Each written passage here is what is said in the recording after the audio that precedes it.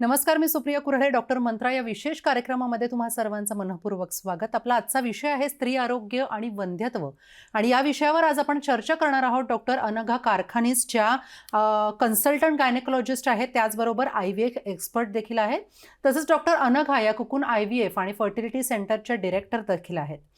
तसंच consultant gynaecologist असून त्या IVF, cosmetic gynaecology, euro gynaecology आणि एंडोस्कॉपीमध्ये त्यांनी एक्सपर्टीज केलेलं आहे. त्यांनी आयर्लंडमधून MRCP आणि DOWH ही डिग्री मिळवलेली आहे. तसंच जर्मनीमधून FRM, UKमधून MRM आणि DRCOG ही डिग्री मिळवलेली आहे. तसंच FMAS, FIC-MCH आणि MBBS या डिग्रीज देखील त्यांनी मिळवलेल्या आहेत. त्यांच्या मेडिकल क्षेत्रातल्या उत्कृष्ट कामगिरीबद्दल त्यांना बेस्ट IVF स्पेशलिस्ट, महाराष्ट्रच अचीवमेंट अवॉर्ड आणि कोरोना वॉरियर अशा विविध पुरस्कारांनी त्यांना सन्मानित करण्यात आलेलं आहे.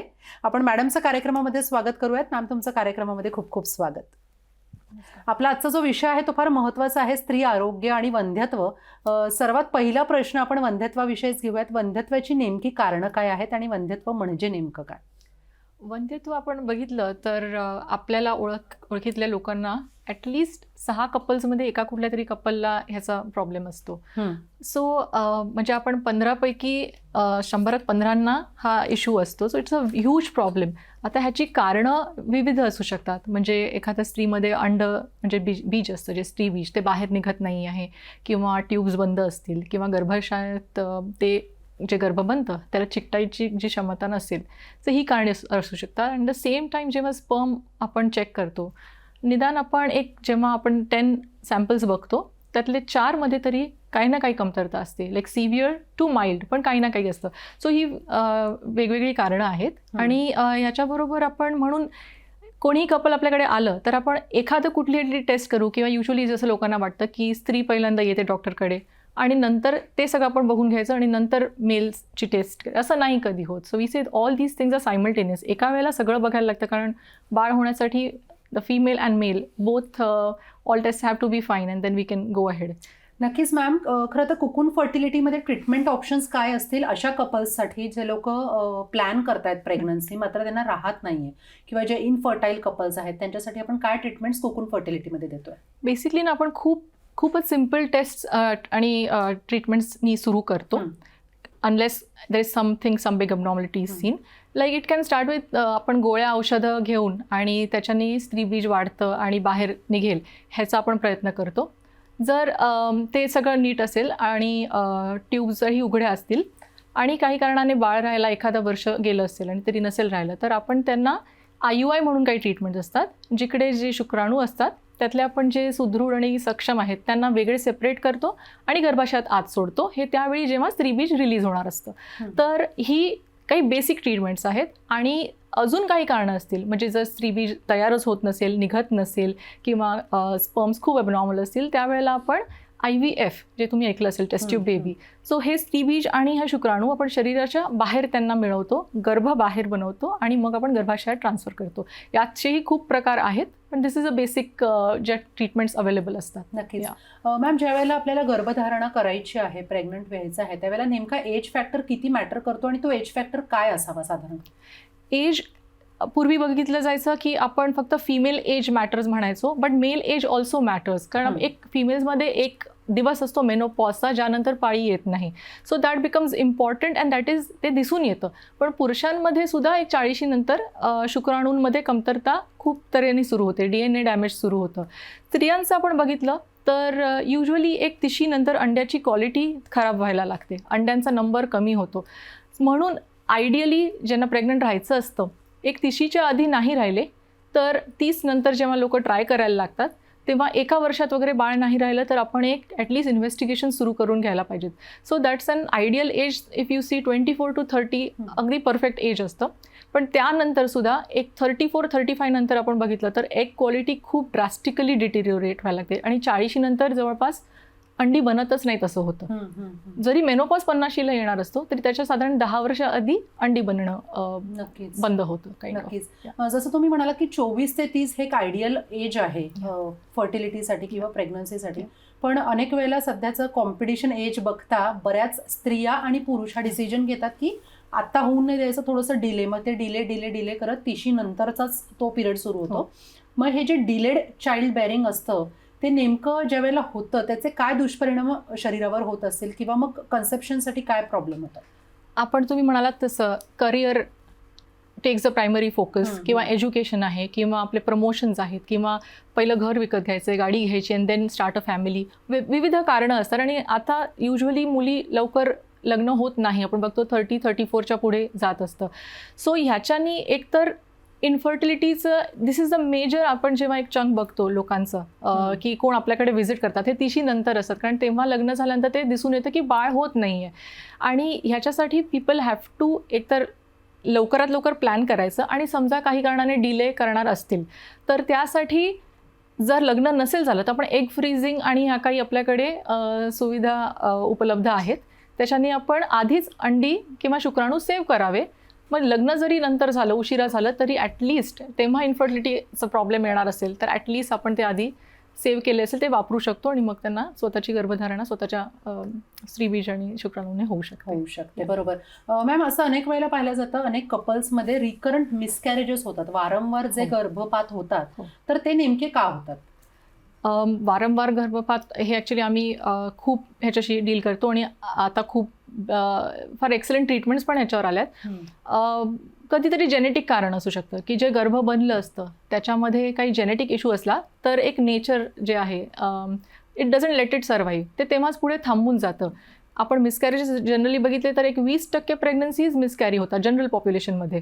पण ह्याच्या व्यतिरिक्त म्हणजे जेनेटिक इश्यूजच्या व्यतिरिक्त गर्भाशयात कधी एखादा पडदा असणे, एखादा पॉलिप असणे, फायब्रॉईड असणे, किंवा दुसरे एक इम्युनॉलॉजिकल फॅक्टर्स आहेत, कोणाला ब्लड क्लॉटिंगमध्ये इश्यू असू शकतो. आणि म्हणून हे जी काही कारणं आहेत ही आता आपल्याला समजली असल्यामुळे आपल्याला एक्सलंट ट्रीटमेंट्स आहेत, काही IV ट्रीटमेंट्स आपण देतो, आणि त्याच्याने आपण प्रेग्नन्सी पूर्ण 9 महिन्यापर्यंत पुढे नेऊन मग delivery successfully we can carry out. नक्कीच. मॅम, प्री मॅरेज काउन्सिलिंग खरं तर मी ऐकलेलं, मात्र सध्या प्री प्रेग्नन्सी काउन्सिलिंग देखील सुरू झालंय. असं अनेक वेळेला होतं की अनेक स्त्रिया गर्भार तर राहतात, मात्र कुठेतरी त्या मेंटली स्ट्रेस्ड असतात, किंवा त्यांचं शरीर ते गर्भ तो एक्सेप्टच करू शकत नसतो, आणि त्याच्यामुळे अनेक कॉम्प्लिकेशन्स देखील बऱ्याच वेळेला पाहायला मिळतात. तर प्री प्रेग्नन्सी काउन्सिलिंगचं काय नेमकं महत्त्व आहे? ॲज अ गायनेकोलॉजिस्ट तुम्ही काय सांगा? That's an excellent time. कोणी जर आपल्याकडे म्हणजे प्लॅनिंग करायच्या आधी आलं, म्हणजे असं नाही की त्यांना वंध्यत्वाचा प्रॉब्लेम आहे म्हणून येत आहेत, पण ते जर आधी आले तर आम्ही खूप काही चेक करू शकतो. फॉर एक्झाम्पल, कोणाला डायबिटीज आहे, थायरॉईडचा इश्यू आहे, एनी अदर प्रॉब्लेम, किंवा हे जे मी काही टेस्ट म्हणवते AMH वगैरे असे आहेत, त्यांनी आपल्याला कळू शकतं की अंड्याची क्षमता किती आहे, इज द अंडाशय at the right time according to their age, का त्याचं एजिंग जास्त फास्टर सुरू झालं. ह्या गोष्टी आपल्याला आधी कळू शकतात before they face a problem. म्हणजे प्रॉब्लेम झाल्यानंतर येण्यापेक्षा आधी आपण तो पकडतो. फॉर एक्झाम्पल, तुम्ही समजा एखादी स्त्री प्रेग्नंट झाली आणि मग आपण टेस्टिंगमध्ये जे आपलं रेग्युलर टेस्टिंग असतं, मग कळलं तिला डायबिटीज आहे, तर त्या डायबिटीजमुळे होणारा बाळावरती जे काही इफेक्ट होणार, प्लस तिला देणाऱ्या मेडिसिन्सचा त्या बाळावर जो काही इफेक्ट होणार, हे आपण अवॉइड करू शकतो. कारण आधी आपल्याला जर हे प्रॉब्लेम समजले तर we can treat it in time, आणि मग त्यांना प्रेग्नंट व्हायची ॲडवाईस आपण देऊ शकतो. सो बऱ्याचशा गोष्टी can be taken care of. आणि सो हे एक आहे. आणि तुम्ही प्री प्रेग्नन्सी म्हणताय, पण आपल्याकडे लोक लग्न करायच्या आधी पण आता येतात. सो लग्न करायच्या आधी also we do a lot of test, and it is advisable. जसं मी तुम्हाला म्हटलं सीमेन टेस्ट जे आपण करतो, जर 40% त्याच्यामध्ये काही ना काहीतरी इश्यूज असतील, देन इन दॅट केस हे आपण खूप आधी पकडू शकतो आणि ह्याला ट्रीट करू शकतो successfully, so that when they try, जेव्हा पण त्यांना ट्राय करायचं त्यांना at least successfully they should be able to go ahead. नक्कीच. मॅम, मेनोपॉज हा एक फार महत्त्वाचा विषय आहे. प्रत्येक स्त्रीला त्याला सामोरं जावंच लागतं. एका आयुष्याच्या एका विशिष्ट टप्प्यावर मेनोपॉज हा प्रत्येक स्त्रीच्या आयुष्यात येतो, मात्र त्याच्याशी कसं डील करावं त्याबद्दल काय सांगाल? आणि मेनोपॉज म्हणजे नेमकं काय, हे काय सांगाल स्त्रियांना? सो मेनोपॉज म्हणजे बेसिकली जेव्हा आपलं पिरियड्स थांबतात. आयडियल एज आपण बघितलं ते 52 असं असतं. एक ॲव्हरेज इंडियन फिमेल्समध्ये 52व्या वर्षीपर्यंत लोकांना पिरियड संपून जातात. पिरियड संपतात म्हणजे आपलं ॲक्च्युली काही हॉर्मोनल चेंजेस बॉडीमध्ये होतात. दीज हॉर्मोनल चेंजेस ह्याचा खूप एक सिव्हिअर इफेक्ट लोक तेव्हा एक्सपिरियन्स करतात. एक फिजिकल गोष्टी झाल्या आणि एक इमोशनल एक इम्बॅलन्स आपण म्हणू शकतो. त्याच्यामुळे होणारा लॅक ऑफ कॉन्सन्ट्रेशन, चिडचिड, विसरणे गोष्टी हे, आणि सडनली इमोशनल आउटबर्स्ट आपण ज्याला म्हणतो की खूपच सिव्हिअर इमोशनल होणे, आणि हे डे टू डे लाईफ ह्याच्यामुळे अफेक्ट होतं. दुसरी गोष्ट बघितली आपण तर ऑस्टिओपोरोसिस म्हणजे बोन्स आहेत, हाडं ठिसूळ होणे, त्याच्याने फ्रॅक्चर्सचं प्रमाण वाढणे. इस्ट्रोजन नावाचा हॉर्मोन आहे, त्याचं प्रोटेक्शन निघून गेल्यामुळे त्याच्यानंतर त्यांच्यावरती हृदयविकार किंवा मायोकार्डियल म्हणजे हार्ट अटॅक आपण म्हणतो, या सगळ्या गोष्टी होण्याचा एक चान्स वाढतो. सो इन टाईम, पण लकीली अगेन एवढ्या ट्रीटमेंट्स आहेत आणि ह्या स्त्रियांना माहीत नाही. ते जेव्हा या गोष्टी त्या फेस करत असतात अराउंड द एज ऑफ 45 वगैरे, त्यानंतर जेव्हा हे सुरू होतात hormonal changes, so in that case त्यांना वाटतं हे पार्ट ऑफ लाईफ आहे and let us just go through this. तर असं नसून आपण ह्याच्यावर खूप चांगले हॉर्मोनल ट्रीटमेंट्स आहेत, मेडिसिन्स आहेत, दुसऱ्या काही हे नक्कीच. खरं तर मेनोपॉजमुळे असे अनेक परिणाम आपल्या शरीरावर देखील होत असतात. प्रत्येक स्त्रीच्या शरीरावर असे परिणाम होत असतात, कारण प्रत्येक आयुष्याच्या एका टप्प्यावर मेनोपॉज हा येतच असतो. मेनोपॉजचे असे अनेक परिणाम आपल्या शरीरावर होत असतात. त्याचपैकी एक आहे तो म्हणजे SUI. SUI stress urinary incontinence. तर त्याविषयी आपण थोडंसं सांगूयात. जसं वय वाढतं, आपल्या शरीरातले बरेचसे मसल्स आणि जे सॉफ्ट टिश्यू आपण म्हणतो हे लूज पडतात. आणि ह्याचं एक कारण आहे म्हणजे स्त्रियांमध्ये एकतर एजिंग आणि दुसरी गोष्ट प्रेग्नन्सी. प्रेग्नन्सी वजायनल डिलिव्हरी नसेल झाली तरी, सिझेरियन झालं असेल तरी, जे बॉडीमध्ये काही चेंजेस जे होतात की प्रेग्नन्सीमुळे ते वेट त्या एक 9 महिने ते जे स्ट्रक्चर बदलतं स्त्रीचं, ह्याच्याने जे टिश्यूज जे लूज पडतात तर ह्याच्यामुळे युरिनेशनवरचा कंट्रोल कधीतरी निघून जातो. हे आणि वयानेच नाही तर आपण अगदी इमिडिएटली डिलिव्हरीनंतर एक काही महिन्यात सुद्धा हा प्रॉब्लेम जो सुरू होतो आणि तो जात नाही. ह्याचं कारण म्हणजे कधीतरी मसल, जसं मी म्हटलं, लूज असल्यामुळे कधीतरी पटकन खोकला, धावली स्त्री तर लीक होऊ शकतं आणि हे खूप एम्बॅरेसिंग होतं. एम्बॅरेसमेंटमुळे आपण हे बघतो की ते डॉक्टरकडे येत नाहीत, पण ते बाहेर जाणं बंद करतात. ते त्या ॲक्टिव्हिटीज, जिमिंग बंद करतील, कुठे जास्त वजन उचलणं बंद करतील, हे अवॉइड करायला. पण जसं आपण म्हणतो लाईक ट्रीटमेंट्स आहेत आता ज्या नव्या मेनोपॉजमध्ये पण मी म्हटलं तसं ह्याच्यामध्ये सुद्धा we have like very unique काही लेझर आणि काही ट्रीटमेंट्स अजूनसुद्धा ह्याच्यात आपण करतो, ज्याच्याने हे जे विदाऊट सर्जरी आणि मेडिसिन्स हे स्ट्रक्चरली आपण हे परत स्ट्रॉंग करू शकतो की ब्लॅडरचा कंट्रोल बेटर राहू शकतो. आणि अगदी साध्या ट्रीटमेंट्स आहेत, अगदी म्हणजे आपण एक 3 आठवडे 4 आठवड्याने एकदा करतो, 3 सिटिंग्स वगैरे करतो आणि 15 मिनिटाच्या आहेत. आणि लकीली कसं आहे, हे OPD बेस्ड आहे, म्हणजे यात काही ऑपरेशन नाही लागत, पेनलेस आहे. सो एक 15 मिनिटं एव्हरी टाईम क्लिनिकला आणि 3 वेळा, म्हणजे 3 महिन्यामध्ये ती ट्रीटमेंट होऊन जाते. So this are simple things, पण लोकांना ऑब्व्हियसली माहिती नसल्यामुळे ते ह्याचं अवेअरनेस नाही, हे गरजेचं आहे. नक्कीच. मॅम, PCOS म्हणजे नेमकं काय असतं आणि जेव्हा गर्भधारणा आपल्याला करायची आहे त्याच्यावर PCOSचा परिणाम होतो का? ॲब्सल्युटली. PCOS म्हणजे पॉलिसिस्टिक ओव्हेरियन डिझीज. ह्याच्यामध्ये काय होतं, आपण एका ह्याला म्हणत होतो की वंध्यत्व एज रिलेटेड आहे, तेव्हा अंडाशयातली अंडी खूप कमी होऊन जातात. PCOSमध्ये आपल्याला उलटं दिसतं, अंडाशयाला सूज आली असते आणि ह्या अंड्यांचं प्रमाण खूप जास्त दिसतं. आणि एक लोकांना असं वाटतं हां खूप जास्त आहे म्हणजे ठीक आहे वंध्यत्व होणार नाही, पण असं नाही होत. हे खूप जास्त म्हणजे एक हॉर्मोनल इम्बॅलन्समुळे ही सूज आली असते. आणि हे जे फॉलिकल्स जे मी अंडाशयातली अंडी म्हणते, हे वाढून फुटू शकत नाहीत आणि ते तिकडेच साचून राहतात आणि ह्याच्यामुळे पिरियड्स खूप डिले होतात. म्हणजे 1.5 महिन्यांनी येतो पिरियड, 2 महिन्यांनी, 3 महिन्यांनी, कधीतरी येतच नाहीत. आणि इतक्या म्हणजे 1-1.5 वर्षांनी येतात किंवा ते सुद्धा मेडिसिन्स घेऊन, म्हणजे बऱ्याच स्त्री याच्यावर सांगतात गोळ्या घेऊन मगच पिरियड आला. तर हे ह्याचं एक कॉज आहे PCOS. PCOSने बाकी स्त्रीच्या बॉडीमध्ये पण खूप चेंजेस होतात. चेहऱ्यावरती किंवा अंगावरती केसांची ग्रोथ येणं, ॲक्ने, पिंपल्स ज्याला आपण म्हणतो ते होणं, स्किन ऑइली होणं, बाकी केस गळणे, हेअर लॉस होणे, ही सगळे प्रॉब्लेम होतात. आणि जसं मी म्हटलं की अंडाशयात अंड वाढून फुटू शकत नाही, मग हे एक 40% अगेन जेव्हा एग निघत नसेल ओव्हरीमधून आणि आपण चेक करतो तर 40% पॉलिसिस्टिक ओव्हरीज हे कारण असू शकतं की ओव्ह्युलेशन आपण ज्याला म्हणतो, एग रिलीज होणं. सो बिकॉज ऑफ दिस आम्ही मेजर एक चंक पेशंट्सचा बघतो जे इन्फर्टिलिटी क्लिनिक्समध्ये who suffer from polycystic. Again the treatments are very simple, अगदी विटॅमिन, मिनरल्स आणि थोडंसं कधीतरी वेट लॉस. आणि वेट लॉस म्हणजे वजन जास्त नसलं तरी एक्सरसाइज, एक half an hour of walk, अगदी वॉकिंग नुसतं केलं तरी. सो या सगळ्या गोष्टींनी सुद्धा you can control polycystic ovaries. त्याला तुम्ही म्हणाल ट्रीटमेंट आहे, ट्रीटमेंट नसते, ती एक बॉडीची ठेवण आहे and that is how the बॉडीचं इन्क्लिनेशन आहे.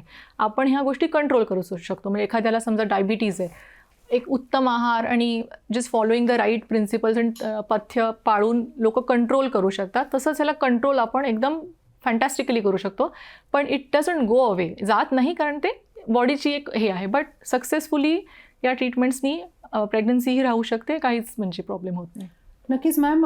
आत्ताच्या आपण स्त्रियांमध्ये जर वयोगट पाहिलं तर कमी वयाच्या ज्या स्त्रिया आहेत, म्हणजे ज्या मुली आहेत, त्यांच्यामध्ये अनेक वेळेला इरेग्युलर पिरियड्स आपल्याला पाहायला मिळतात. ते नेमकं कशामुळे होतं? एक कारण ह्याचं हे पॉलिसिस्टिक ओव्हरीज असू शकतं. जसं एग रिलीज होत नाही आणि त्यामुळे पिरियड्स येतच नाहीत आणि मग डिले होतो, 1-1.5-2 महिने, कधी येतो कधी नाही येत, हे कारण असू शकतं. पण अदरवाईजसुद्धा काही हॉर्मोनल अपसेट असेल, पॉलिसिस्टिक नसून सुद्धा, ह्याच्याने पिरियड्समध्ये एक इरेग्युलॅरिटी असू शकते. कोणाला एंडोमेट्रियोसिस असेल, कोणाला गर्भाशयात काही आतमध्ये काही पॉलिप्स असतील, ते कधीतरी मध्ये ब्लीड होत असतील, म्हणजे बिटवीन द पिरियडसुद्धा ब्लीड होणं.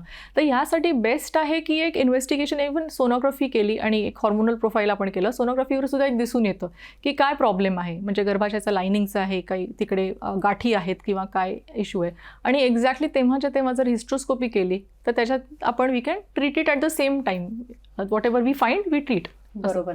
मॅम, खरं तर सध्या पावसाळा सुरू आहे आणि बऱ्याच जणींना UTIचा प्रॉब्लेम होतो, युरिनरी ट्रॅक्ट इन्फेक्शन. कारण वजायनल स्पेस जी असते ती कुठेतरी ओली राहते युरिनेशन केल्यानंतर, त्याच्यामुळेही होतं. किंवा त्याची अजून काय कारणं आहेत आणि ते कशा पद्धतीने आपण ट्रीट करतो? UTI म्हणजे बेसिकली युरिनरी ट्रॅक्ट इन्फेक्शन, तुम्ही म्हणालात तसं.